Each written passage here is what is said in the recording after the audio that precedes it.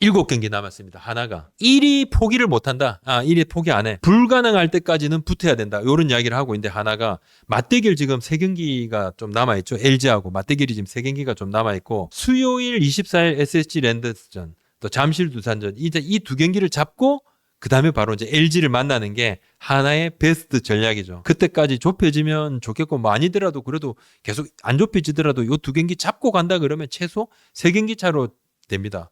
포기 못한다. 선발 로테이션을 한번 보겠습니다. 일단 문학 경기에는 와이스 선수가 나가고 두산전에는 유현진 선수, LG전에는 폰세, 문동주 선수가 가고 한 자리가 조금 비는데 수요일 24일 날 SSG 랜더스전에 지금 비 예보가 있어가지고 와이스 선수가 그대로 조금 건너뛸 수도 있다. 뭐 그건 좀 봐야 되겠죠. 일단 와이스, 유현진 선수는 SSG 두산전에 등판이 돼 있고 폰세, 문동주 출격할 준비하고 있고 만약에 24일이 피로 취소가 된다면 와이스 선수가 그쪽으로 이동을 할 그럴 여지가 좀 생깁니다.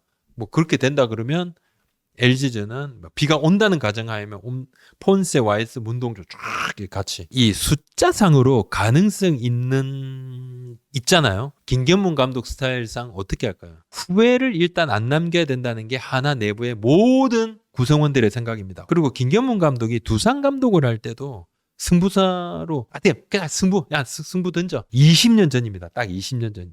2005년에 두산 감독할 때 그때 3위였어요. 막판에 2경기를 앞두고 9월 27일 현대 유니콘스 현대전에 에이스 리오스 선수를 내서 경기를 이깁니다.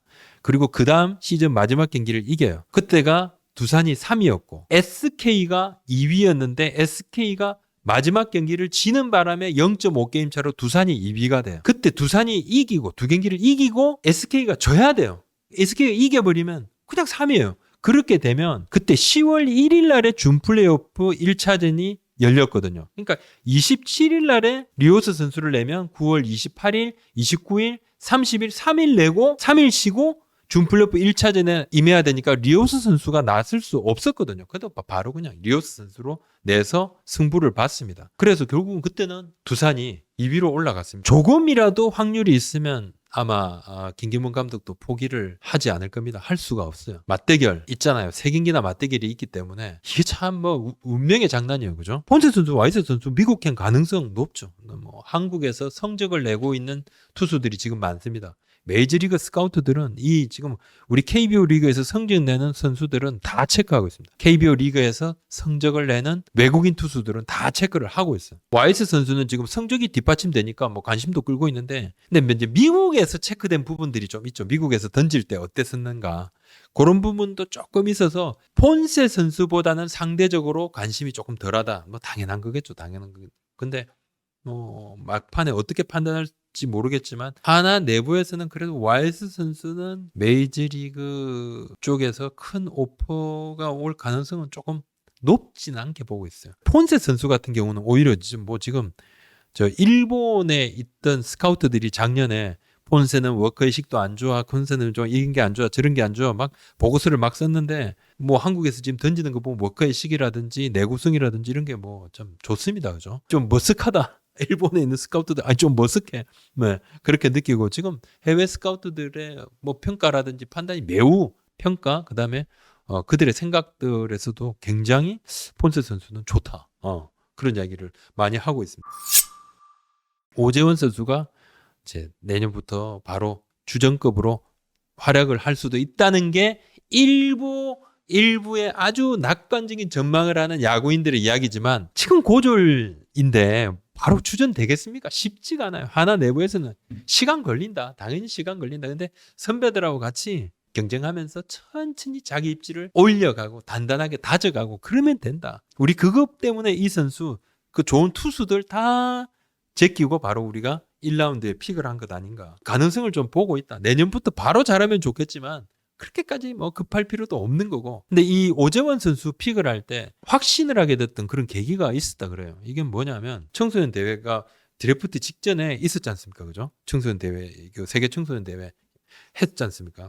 야구 선수권. 그때에 하나 스카우트가 현지에 갔었어요. 현지에 가가지고 긴 시간에 다양한 리포트를 만들어서 좀 보내왔는데 오재원 선수의 뭐 활약이라든지 뭐 기술이라든지 체력 뭐 이런 것들 뭐 기본적인 것들 외에도 선수 생활을 함에 있어서의 어떤 그것 그다음에 인성까지도 이런 것도 다 자료를 꼼꼼하게 가지고 왔대요.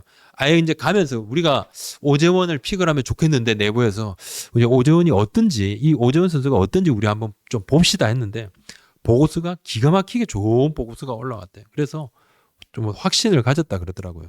그 NC가 지명한 신재인 선수에 대한 보고서도 매우 좋은 보고서가 많이 정말 좋은 선수다. 물론 뭐 NC가 바로 픽을 좀 했습니다만 그죠? 하나 같은 경우도 제 개인적으로는 하나에서는 신재인이 오더라도 오재원 선수를 픽을 했을 것이다라고 고위 관계자도 이야기를 하던데 그만큼 처음부터 오재원 선수한테 딱 꽂혀 있었다는 이야기죠. LG가 5인 선발이 다 나갑니다. 예. 하나의 3게임 차로 앞서 있어요. 근데 LG 뭐 이렇다고 뭐 안심할 수 있나요? 남은 경기 정말 최선 다해야 되겠죠. 손주현, 송승기, 치리노스, 임창규, 토르스트 다 나갑니다. 톨허스트 선수까지 전부 다 나갑니다. 나가는 대로 다 잘해주면 좋겠지만은 이제 그 전에도 벌써 또 2경기 있는 것도 참 잘하고 맞대결 3경기를 정말 또 잘해야 되겠죠. 3경기를 앞서고 있으니까 훨씬 좀 여유가 있는 건 맞습니다. 그죠? 양우진 선수는 언제 합류하나? 양우진 선수 뭐 본인이 팔 이렇게 괜찮아가지고 뭐 한 10월 말쯤에는 공을 던질 수 있겠다 그러는데 LG는 그냥 천천히 해라. 괜찮다. 11월 되면 그때 올 건데 그때까지 그냥 푹 쉬어. 완전히 푹 쉬어. 치료하고 푹 쉬고 푹푹 좀 쉬어. 상당히 생각보다는 지금 피로골절, 팔꿈치 피로골절 상태는 굉장히 좋다 그래요. 제가 앞선 이제 영상에서도 지인 쪽 이야기를 제가 선수 지인 쪽 얘기를 조금 들어봤는데 뼈가 어느 정도 붙었다는 이야기를 좀 들었습니다. 상당히 호전됐다. 상당히 양우진 선수도 본인도 병원에서 아주 상태가 좋다, 좋아지고 있다, 많이 호전됐다는 이야기를 들었다고 했는데 자 연경혁 감독의 재계약에 대한 그 질문들이 꽤 있었어요. 연경혁 감독 재계약은 구단에서 당연히 준비를 하고 있겠죠. 앞서 방송에서도 제가 재계약이 좀 당연하고 근데 LG 그룹 같은 경우도 업무 프로세스 당연히 있죠. 모기업 결정도 필요하고 또 오너 쪽에 오너가 인준도 다 있고 뭐 여러 가지 필요합니다. 재계약 뭐 언제쯤 뭐 이렇게 좀 되겠느냐. 개인적으로는 저는 뭐 여러 가지 제가 좀 생각도 해보고 여러 취재와 생각을 종합했을 때 뭐 하여튼 뭐 3가지 정도 중에 하나 아니겠습니까? 정규 시즌 1위 확정. 정규 시즌을 딱 정리를 하고 딱 마쳤을 때 한국 시리즈 들어가기 직전 뭐 요 정도 있는데요. 3개 그죠?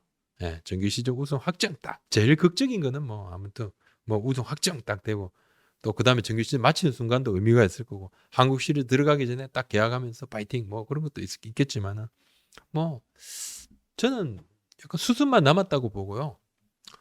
제가 앞서 말씀드렸지만은 여러 팀의 감독 후보군의 연경혁 감독 같은 스타일을 묻는 이야기들이 많습니다. 단장하고 사장들 연경혁 같은 스타일 조금 꼼꼼하기도 하고 선수하고 밀당도 하기도 하고 코치들하고도 밀당도 조금 해야 되고 뭐 그런 부분들도 좀 있다 그러더라고요.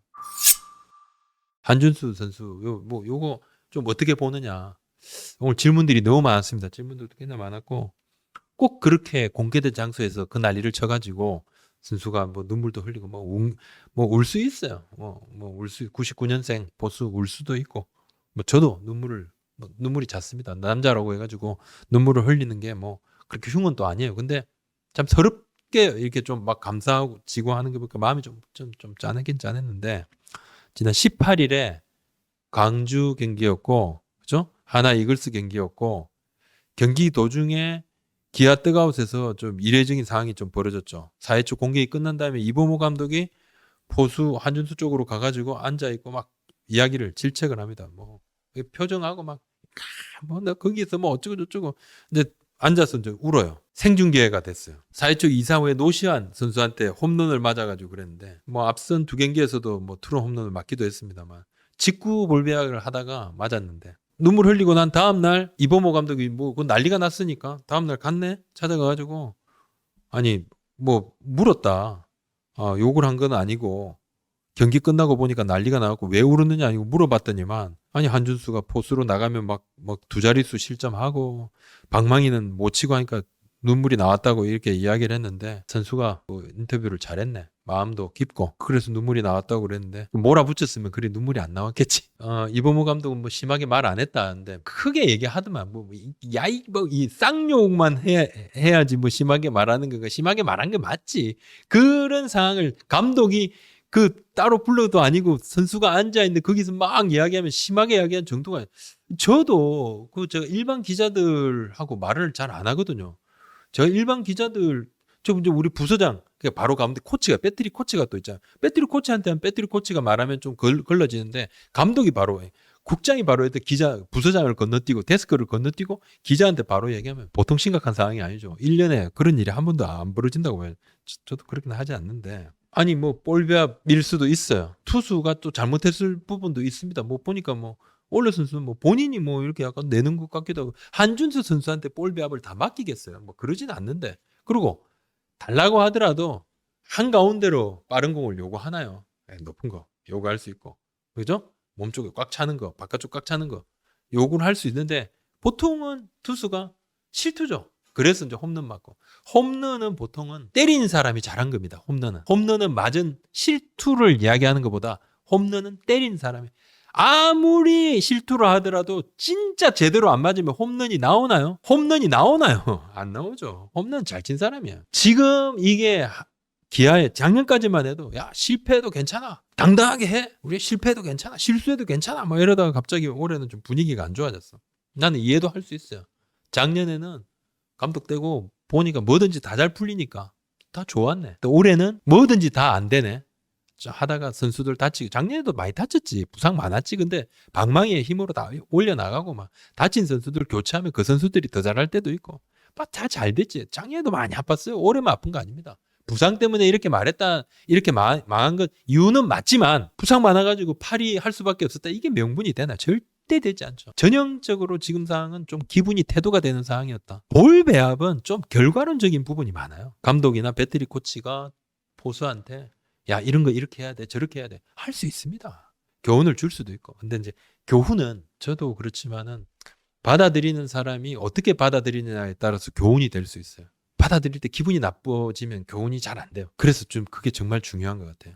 장소가 있고 시기가 있고 근데 왜 좀 감독이 좀 감정적으로 대처를 좀 했던 것 같기도 해요. 결과론적으로 돼버린 건데 그죠? 홈런이 맞았는데 만약에 그 직구 승부 바깥쪽 몸쪽 높은 거 하이볼 막 이렇게 안 하고 또 볼 변하고 하고 또 밀어내기 나오고 이랬으면 또 피해 다닌다고 박살냈을 거 아니야. 그게 결과론적이잖아요. 결과론이 얼마나 감독들한테 마이너스 감독들이 결과론 때문에 고통받습니까? 이건 너무나 잘 아는 게 감독들이라고 저는 보거든요. 예를 듭니다. 요건 예인데 같은 방송 출연을 감독들이 해요. 감독 출연. 그러면 이제 성적이 좋다 그러면 와, 우리 감독은 팬 친화적이구나. 근데 성적이 안 좋은 감독이 방송 출연한다면 야 이씨 야구 나오고 방송만 출연한 똑같은 걸로 똑같은 행동으로 똑같이 칭찬받고 똑같이 비난받을 수 있는 게 야구입니다. 성적에 따라서 똑같은 행동을 했는데도 뒷짐을 지고 앞에 이제 덕아웃을 쭉 이렇게 성적이 1위인 감독이 뒷짐 주고 덕아웃 이러면 와 우리 감독 여유 봐라 여유 와 역시 그건 그냥 웃으면서 넘어갈 수 있는데 성적 안 좋은 꼴찌팀 감독이 이제 뒷짐 주고 하면 저 또 뒷짐 졌다 저 봐라 저 아유 씨 그러니 뭐가 되냐 이렇게 나온다고. 아무튼 그 요즘 이제 이범호 감독님이 꽃보모가 아니야. 꽃보모가 너무 무서워. TV 화면만 보면 맨날 인상을 막 쓰고 있어가지고 웃을 일이 없는 건 제가 잘 알겠지만 그래도 웃어야 복이 오지 않겠습니까? 웃으면 복이 와요. 사인에 대한 부분은 투수 책임도 좀 있습니다. 한준수 선수한테 무조건 뭐라고 말하기는 좀 애매한 상황. 많은 분들이 그래도 이범호 감독은 언제 교체된대요? 교체 안 됩니다. 제가 그때 체크했을 때는 작년에 우승 감독이기 때문에 또 우승하고 난 다음에 3년 계약을 재계약을 해줬거든요.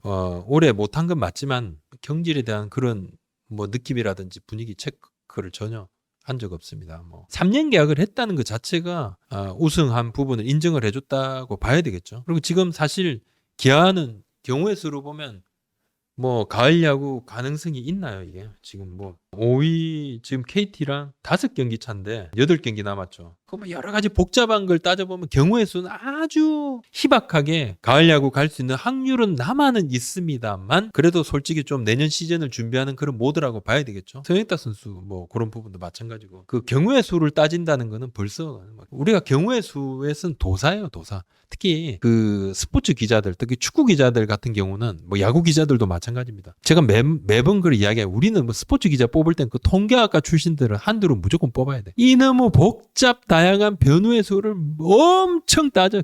경우의 수를 그냥 첫 경기부터 한두 경기 지고 경우의 수를 따지면 그 대회 그래서 박살 난 거야.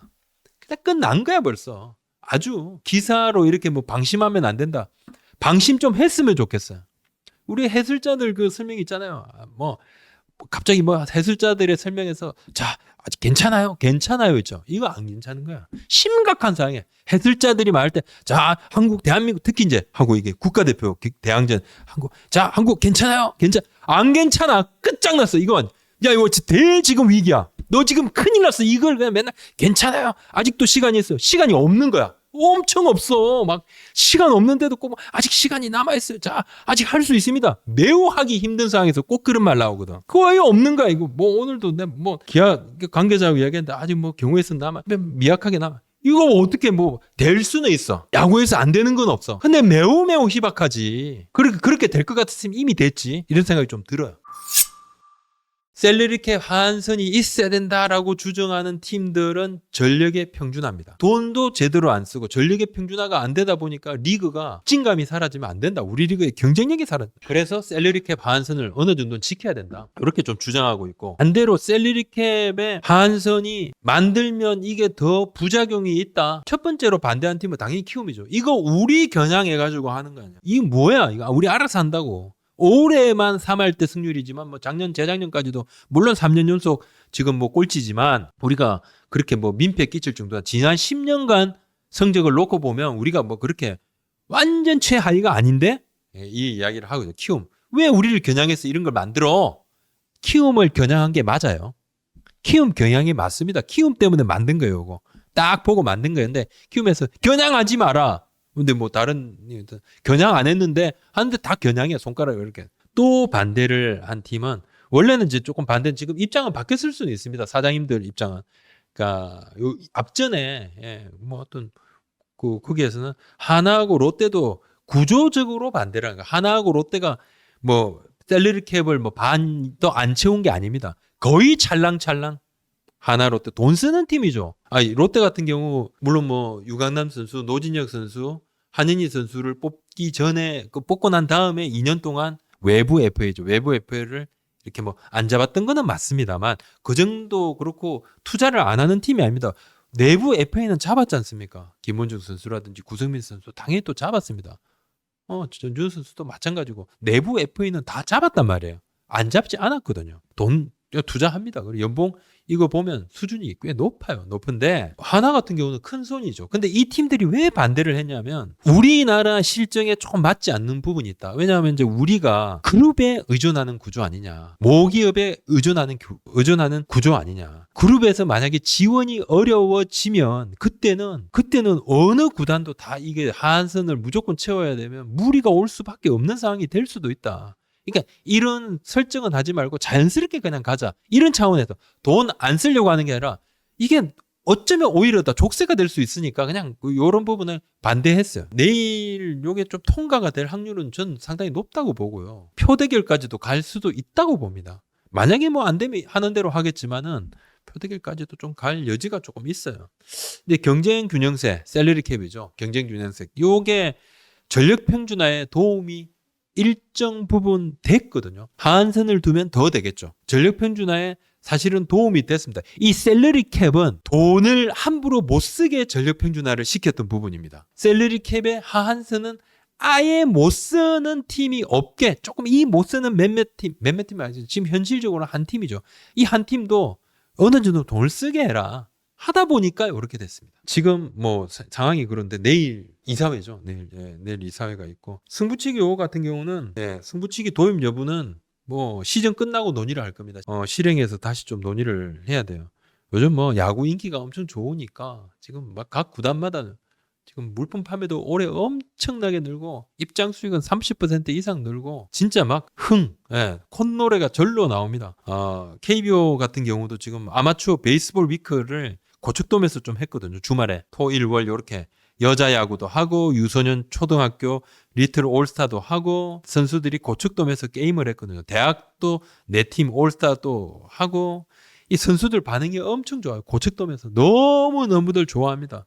특히 뭐 유소년 선수들, 여자 선수들 같은 경우는 또 야구 레전드들이 이제 클리닉까지도 해주고 그래도 뭐 이 유소년 선수들도 수준이 굉장히 높아가지고 하여튼 야구는 막 이래저래 진짜 요즘 웃을 일이 정말 많습니다. 네. 잠깐 뭐 몇 달이로 한번 말씀드리면 지금 티빙이 우선 협상을 좀 진행을 하고 있습니다. 뉴미디어 중계권 내년까지인데 우선 협상을 하고 있어요. 7월 30일부터 석 달간 8월 30일, 9월 30일, 10월 30일까지.